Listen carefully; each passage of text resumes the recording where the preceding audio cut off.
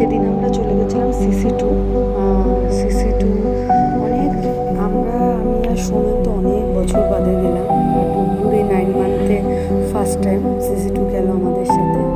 ও আমাদের সাথে খুব মজা করেছে এবং সেদিন আমরা খুব মজা করেছি এবং খুব ভালো লাগলো অনেক দিন বাদে একটুখানি ঘুরতে গিয়ে। আর এই আজকে দেখুন আমরা কী কী করেছি সেদিন, সেই ব্লগটি আজকে আমরা শেয়ার করছি। দেখুন এখানে মনে হচ্ছে বুবলু কত শান্ত ছেলে, কিন্তু অ্যাকচুয়ালি একটুও বুবলু শান্ত না। বুবলু ভীষণ দুষ্টু, ভীষণ হাসি খুশি, কিন্তু বাইরে পুরো অপোজিট হয়ে যায়। খুব শান্ত থাকে এবং গম্ভীর, রাগী, সিরিয়াস থাকে, মনে যেন সিরিয়াস বয়, গুড বয়। ও গুড বয় কিন্তু ভীষণ দুষ্টু, বাইরে বেরিয়ে একটুও দুষ্টুমি করে না।